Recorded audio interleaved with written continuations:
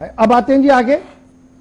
अब जो बात हम आपके साथ करने जाने, आपको याद होगा कि कई दोस्तों ने हमें फोन कॉल्स की थी कि जनाब जरा इसमें डिटेल बताई जाए, इसमें वजाहत की जाए कि क्या है मामला। तालीम का है और नए एकेडमिक सेशन के साथ साथ नई पॉलिसी के साथ साथ सरकार ने रात देर गए ऑर्डर जारी कर दिया है। और ये ऑर्डर जो जारी कर दिया है ये वजाहत है इस बात की कि सरकार नए अंदाज के साथ पूरे निजाम को चलाना चाहती है। तो इस तरीके से जिस चीज का इंतजार था कि नई तालीमी पॉलिसी का आगाज या इस नए कैलेंडर के मुताबिक कब से काम जम्मू कश्मीर के अंदर शुरू किया जाएगा, तो एक लाइन में जवाब है कि जो यकसा तालीमी कैलेंडर है यानी यूनिफॉर्मिटी लाने की जो कोशिश थी वो मुल्क के साथ साथ जम्मू कश्मीर के अंदर भी नाफिज हो चुका है और सरकारी तौर हुक्मनामा जारी कर दिया गया है।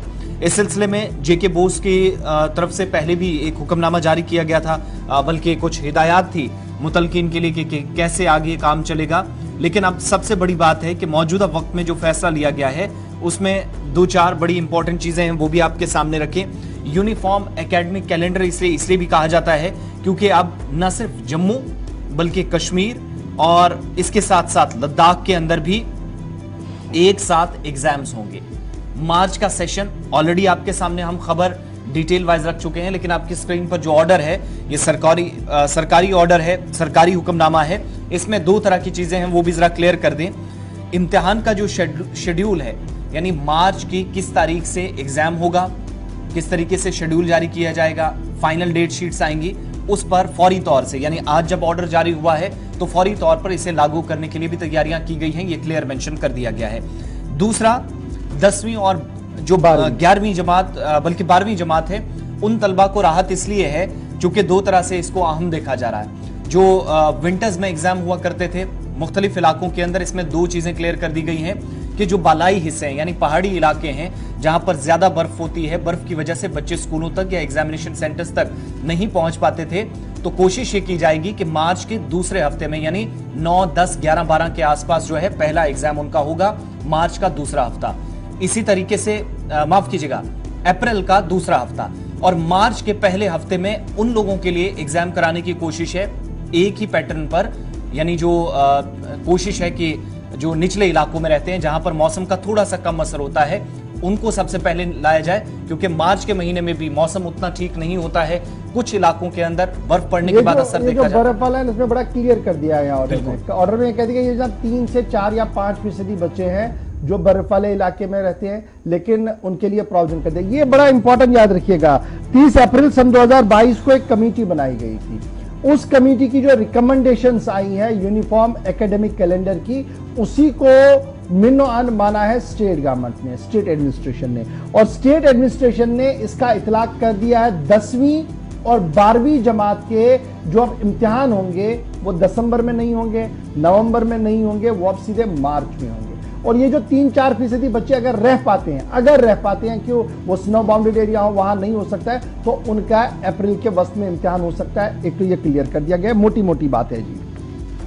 उसके बाद क्या कर दिया गया जी, दूसरी बड़ी बात जो यूनिफॉर्म एकेडमिक कैलेंडर की होगी, जो बच्चे 10वीं और 11वीं इम्तिहान में प्रोविजनल एडमिशन यानी 10वीं और 11वीं में, अगर 10वीं में कोई फेल हुआ तो वो 11वीं में जा सकता है, वो अपना प्रोविजनल एडमिशन देगा, और जब वो एडमिशन लेगा वो वहां पढ़ेगा भी 11वीं के अंदर और 11वीं का 12वीं में भी पढ़ेगा। लेकिन जब उनके बायएनुअल इम्तिहान होंगे यानी जो उनका दूसरा एग्जाम होगा, प्राइवेट इम्तिहान होगा, उसमें उन्होंने वो क्वालिफाई करना होगा। अगर वो क्वालिफाई उन्होंने किया तो वो कैरी ऑन करेंगे, अगर क्वालिफाई नहीं किया तो उनका जो प्रोविजनल एडमिशन हुआ था 11वीं या 12वीं में वो खत्म किया जाएगा। ये एक राहत की सांस है। पहले ये होता था कि भैया आप पूरा क्लियर करें फिर जाएंगे, यहां पर यह है कि अगर आपकी 1-2 सब्जेक्ट रहती भी हैं, आप नाकाम होते हैं, आप जी 11वीं के क्लास में ज्वाइन करें, वहां पढ़िए, 11वीं से 12वीं में भी आप पढ़ेंगे, लेकिन सब्जेक्ट ये है कि जो आपका नेक्स्ट एग्जाम होगा उसको आपने वहां क्लियर करना होगा। अगर आप वो क्लियर नहीं कर पाए,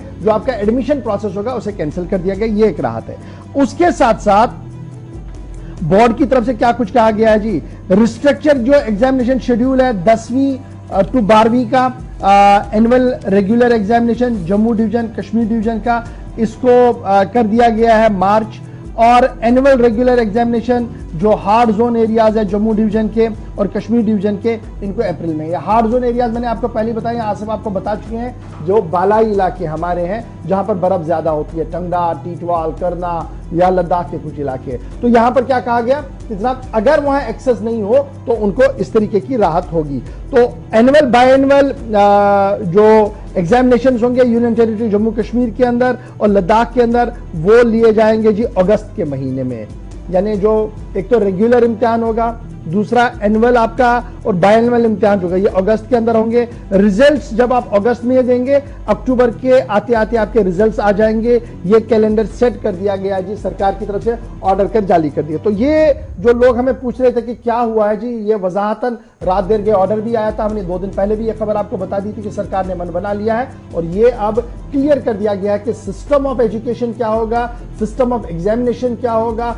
और ये भी याद रखिएगा कि सरकार ने एक और फैसला भी लिया था कि किताबें कैसे हमने पढ़नी है, कौन सी किताबें पढ़नी है, उस पर सवालात आ रहे हैं। कल भी कुछ दोस्तों की तरफ से ये पूछा गया कि जनाब state board of school education स्कूलों में जो निज़ाम चलाना चाहते हैं, तालीम का अच्छा है जी, वो किताबें दें, लेकिन क्या सरकार अपने स्कूलों तक वो सारी किताबें पहुंचा पा रहे हैं कि वो प्राइवेट सेक्टर को भी इसमें लेंगे? एक सवाल ये भी पूछा जा रहा है। और दूसरा ये भी पूछा जा रहा है कि जनाब क्या हम इस पूरे निज़ाम को स्ट्रीमलाइन करने की ओर जा रहे हैं या इसको दरहम बरहम करेंगे? कुछ लोगों का अपना अपना सवाल है। बहरहाल ये सवाल मैं आपके ऊपर भी छोड़ रहा हूं कि सरकार के जो इक़दामात हैं इनसे आप कितने मुतमईन हैं और क्या कुछ करने की जरूरत है। अपना फीडबैक हमें